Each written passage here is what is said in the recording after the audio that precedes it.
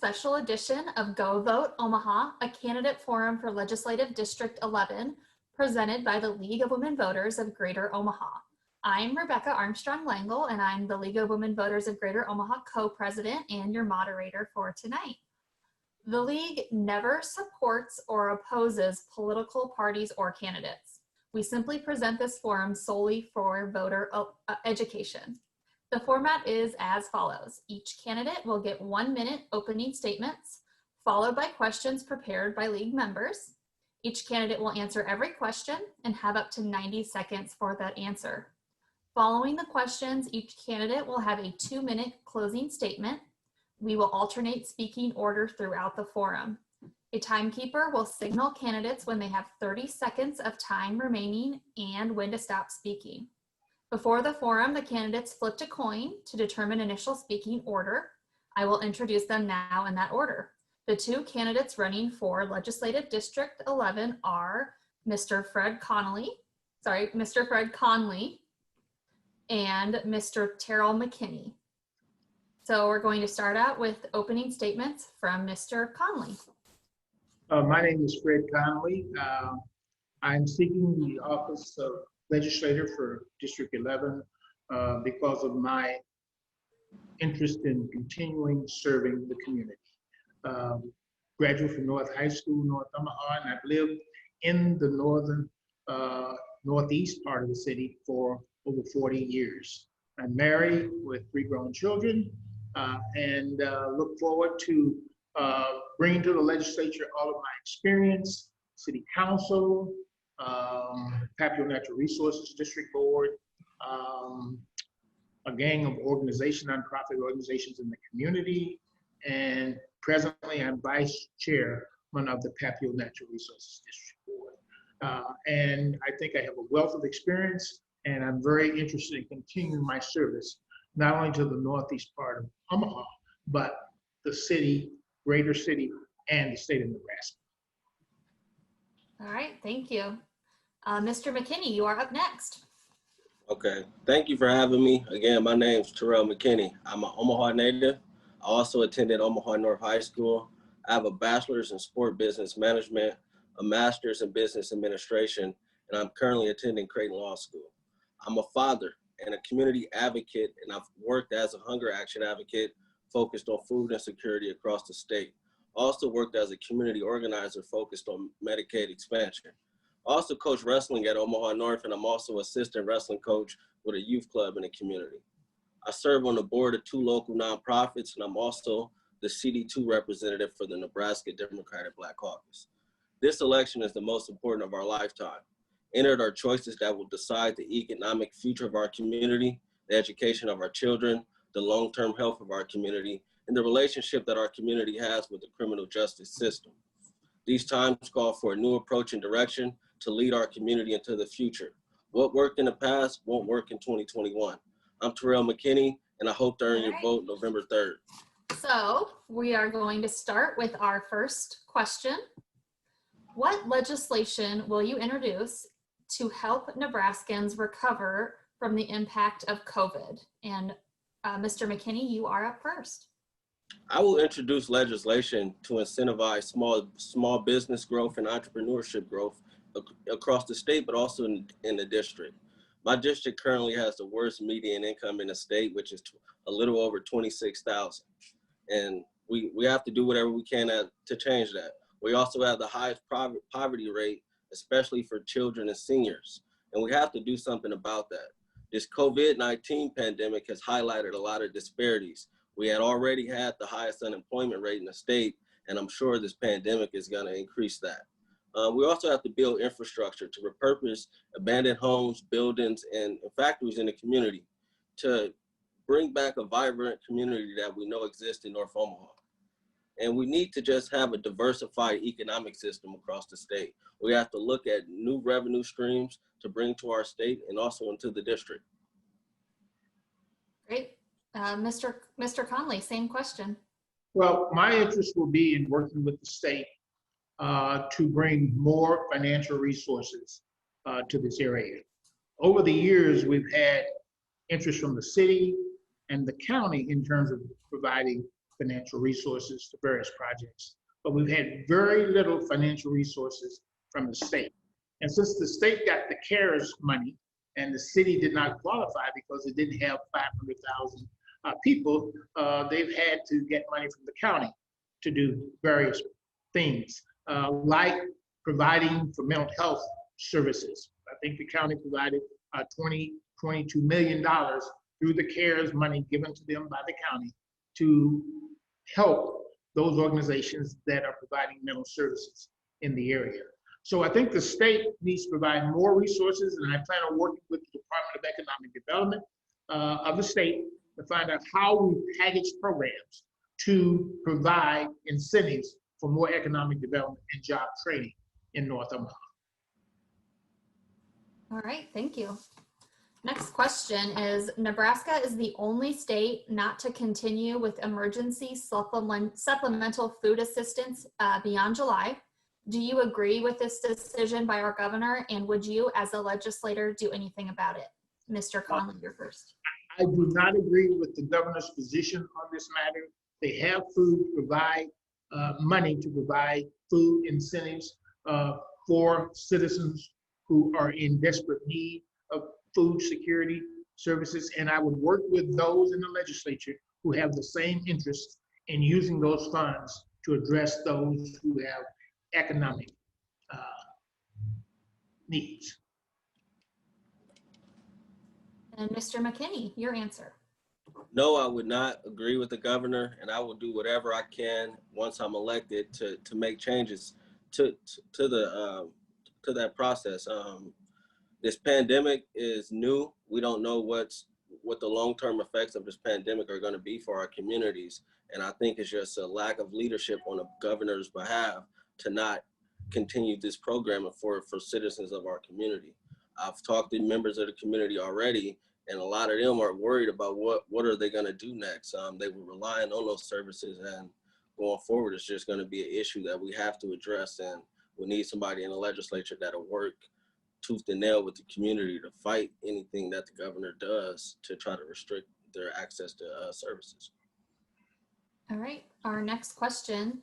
According to racialequitytools.org, structural racism in the United States is the normalization and legitimization of an array of dynamics, historical, cultural, institutional, and interpersonal, that routinely advantage whites while producing cumulative and chronic adverse outcomes for people of color. How should Nebraska deal with structural racism in its institutions? Mr. McKinney, you are up first. Our state has to take a hard look at itself and really start breaking down those systems, because they've oppressed my community for years. We have to put equity into those systems to make sure that just because you're offering a service doesn't mean it's always equitable. We have to make sure business leaders are not just writing letters and saying we agree. We need equity in our community. We need equity in education to make sure that all kids in Nebraska are getting the same education.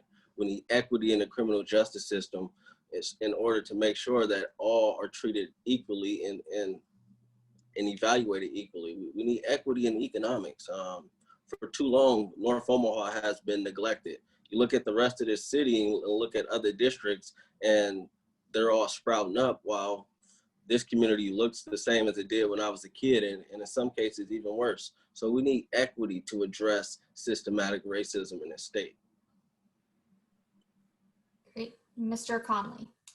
Well, I think a review among various organizations, business, educational systems are looking at ways that they can provide more equity into their area.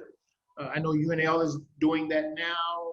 Corporations are doing that also because of the unrest that's not only happening in Omaha, but is happening across the country. The question is, as a senator in Nebraska, the question is, how can I be of assistance? And what kind of legislation will they need to speed that process of review? And I certainly would want to work with them to do that. I know the legislature wants to take a look at some of the complaints that the two-day meetings that they had. The Judiciary Committee had in Omaha and in Lincoln in terms of what the overall legislature can do. And they weren't able to have an extra session to do that, but they're going to be taking at some of the comments that were made at those hearings about proposed and give proposed legislation in January. And I hope to be a part of that discussion and support things that are going to speed the process in terms of review and more equity in our system. The next question is, what do you think about privatization of schools, and what does an equitably funded public school system look like?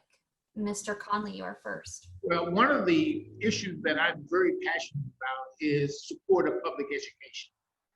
And I'm going to see what I can do to continue to provide financial resources to the greater metropolitan schools, because those are the ones that require more resources in terms of educating kids in this state. So I'm very interested in Toloso, the funding formula that they've used historically that probably needs some changes now to provide more financial resources to the greater metropolitan schools, both in Lincoln and in Omaha. And Mr. McKinney. I'm not sold on private schools, but I also understand parents that are seeking alternatives. Our state needs to do things to raise the standards to make them more equitable across the state. We also need to raise teacher pay so that teachers are actually energized to go into these schools. We also need cultural education in all schools. Black lives need to matter in all schools. We need better education about the history of not just Black people, but all people of color across all spectrums. Currently, District 11 has one of the lowest graduation rates in the state and the lowest college graduation rate in the state. And that all goes back to equity. We have to make sure that all kids are getting the same education across the state. It shouldn't be that a kid could go to Millard and get a better education than a kid in OPS. Right now, a kid could graduate high school with probably a D- average in OPS, and that's a problem. We have to change that. So we change that by raising the standards to make them equitable. We change that by raising teacher pay. We change that by providing more cultural education in schools, and that has to happen. But we also need more mental health and trauma-based counseling in schools, because a lot of kids that are going into the school to prison pipeline are being pushed out because they are being labeled as bad. And that's really not the case in a lot of situations. We need individuals in our schools to understand our kids. So so it has to be equitable, and we need not just teachers, but all administration and staff to be culturally competent to do. Sorry, I have to cut you off. All right. I know you were on a roll there. Our next question is LB 1060, which was vetoed by Governor Ricketts, included hair textures and protective hairstyles within the definition of race under the Nebraska Fair Employment Practice Act. Do you support this bill? Why or why not? And would you have overridden the governor? Mr. McKinney, you are first. Yes, I support this bill because the treatment of women, especially Black and brown women in this country, has been appalling for centuries. I have a daughter, I have a mother that I'm very close with, I have sisters, and we have to make sure that they are treated equally and equitably in the workplace and just generally in our society. I would never feel comfortable I wouldn't feel comfortable sending my daughter into the workplace if I knew that just because her hair is curly, an employer will judge her based upon that, and that's a problem. So yes, I would support the legislation if it's brought up again, because it has to happen. We have to make sure that all women feel comfortable going to work every day. Sure. And Mr. Conley. Yes, I would support and override this bill. I happened to be at Hy-Vee and ran into Michaela Kavanaugh, who was the sponsor of the bill, and I asked her, why did the governor veto it? And she said she was surprised because she worked through some things in the bill with the legal counsel of the state and thought everything was in order. And if the governor had some issues with the bill, he should have communicated with the sponsor of the bill as to how it might be improved. But I think it was necessary. It should have been passed, and I would support it. And I think she's going to bring it back up in the next legislative session. All right, so our next question is, if you are elected, you will be dealing with redistricting in 2021. What do you intend to do to make sure redistricting is a fair process and that Nebraska does not end up with gerrymandered districts? Mr. Conley, you are first. I've served on the Papio NRD for 20 some years, and I went through several redistricting of the NRD. And what we've done is we at least got a map of Metropolitan Area Planning Association to do the redistricting, which takes it out of the political arena, so to speak. I think we either need an independent commission to do the redistricting, so no one is accused, Republicans or Democrats are accused of putting together guidelines that favors one or the other. We could either use MAPA, Metropolitan Area Planning Association, or establish an independent commission made up of independents, Democrats, and Republicans that come up with what the guidelines should be and finally approved in the state of Nebraska. And Mr. McKinney. Can you repeat the question? Yeah. If you are elected, you will be dealing with redistricting in 2021. What do you intend to do to make sure redistricting is a fair process and that Nebraska does not end up with gerrymandered districts?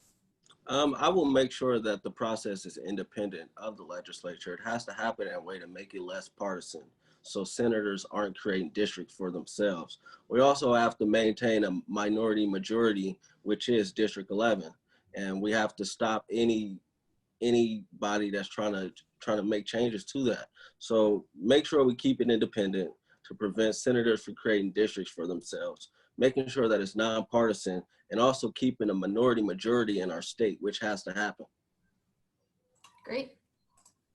Our next question is, in your legislative district, what are the top 2 issues most important to your constituents? And Mr. McKinney, you are first. The first issue is economic equity and opportunity. When I talk to community members on the phone and when I walk around and lit drop and text message, I hear it a lot, that what are you going to do to bring jobs and bring back economy in the district? The next is the criminal justice system. Too many members of this district are disproportionately affected by the criminal justice system. I know a lot of individuals from the district that are in our state penitentiary and our county jail. So those would be the top 2 issues: economic equity and opportunity, and criminal justice reform. And also, within criminal justice reform is police accountability, which we've seen all summer with the social unrest. And Mr. Conley. I think there are 2 issues. I think jobs and job training is very important to people in the district. Affordable housing is another issue that's very important. If we're going to get people to stay in the district, we've got to expand the housing opportunities for those who have moved out of the district so they can move back into the district, and also continue to provide job training through our community colleges throughout the state, so that people can earn a wage that can elevate them for better housing. And healthcare is another issue that's very much important to people in my district. And our final question will be, the medical marijuana initiative was ruled ineligible to be on the ballot. So it's likely that this will be introduced again in the next session. Would you support a medical marijuana bill, and why or why not? Mr. Conley. Yes, I would, because I've experienced the need. It's medical marijuana, and I experienced the need through a family member of my daughter who had cancer, who really the pain was in many ways unbearable. And medical marijuana would have helped her through those times when she needed to take something to relieve the pain. So I'm very much in support of the bill, and would be in support if it's reintroduced in terms of the petition drive, which I supported the first time. And Mr. McKinney. Yes, I would support it. Medical marijuana is needed for reasons Fred stated. There's a lot of individuals dealing with chronic issues that don't want to use prescription pills or prescription medicine. They would rather seek alternatives to just digesting a bunch of pills every day. I think it's a shame that our state prevented that from happening. prevented the initiative from being on the ballot. And I would do whatever I can to bring it back in the legislature. And I would also support recreational marijuana use in our state. Great. So those are our questions. So now we're going to move on to our closing statements. So we're going to flip the order. We're going to start with Mr. Terrell McKinney for his closing statement. Throughout this discussion, hopefully we answered your questions. It's my priority to serve this community. I will continue to be present and hold myself accountable to you all. Through effective leadership, listening, continuous relationship building, and community engagement, which are all characteristics of an informed, energized leader. I am endorsed by Senator Ernie Chambers, a prime example of true leadership. Once elected, I will build on that foundation to take our community into the future. Our community is in need of leadership that has a community-first mindset to represent our district in the legislature. Our community is in need of a leader who will not rely solely on experience. We need a leader who will not be afraid to roll up their sleeves and get to work on the real issues that are facing our community. I didn't rethink my platform. This has been my platform prior to the pandemic and social unrest in our community. Prior to running, I understood that work needed to be done in order to get voters to support me, and I've been doing that. I haven't relied on my past or my community contacts. My report card is the work that I've continued to put in since I first announced my candidacy last August. As someone that has lived and worked in our community, we cannot go back to business as usual. That's what my opponent represents. I'm Terrell McKinney, and I hope to earn your vote. Start early, September 28, 2020, or election day, November 3rd, 2020. To learn more about me and my campaign, visit my website, peopleforterrellmckinney.com. All right. Thank you. And Mr. Conley, you are up for your closing statement. My purpose in being involved in seeking the legislature is to continue to lead and serve this community. I've served in the United States Air Force, military. I came back to this community, have grown a family in North Omaha, have never left the area. I think the next person who leads from this legislature needs to have the ability to work with everyone to get things done. And I've shown in my history, in terms of the organizations I've been a part of, not only had the ability to be president of all those organizations at some stage, but to work with everybody on the board, whether you're Democrat, Independent, or Republican, to get things done. I'm all about not just having the title, but getting work done for those who I represent, and also those who are not in my district. I'll be working with them because there's some 600 bills that are normally introduced in the legislature every year. So I'll be working with senators from rural Nebraska, South Omaha, North Omaha, to get things done for the citizens of my district as well as the state of Nebraska. I've shown I can get that done, and I want to continue to lead and serve in the legislature. Well, I want to thank you both for answering all of our questions tonight. Great, quick forum. So this concludes the forum for Legislative District 11. Again, thank you both for participating. For the League of Women Voters of Greater Omaha, I am LWVGO co-president Rebecca Armstrong Langle, reminding you to inform yourself about the candidates and the issues. We will have our voters guide available on our website, lwvgo.org, and on vote411.org in early October. So we really encourage you to learn more about these two candidates as well as all the other candidates statewide that are running by using our voters guide. And also make sure to get your mail-in ballots back to the Election Commission before November 3rd if you are voting absentee. And remember, there are drop boxes if you are not wanting to put them in the mail, or if you're too late, make sure you really allow a week for them to be in the mail. So vote by mail or on Election Day, Tuesday, November 3rd, and go vote Omaha. Thank you.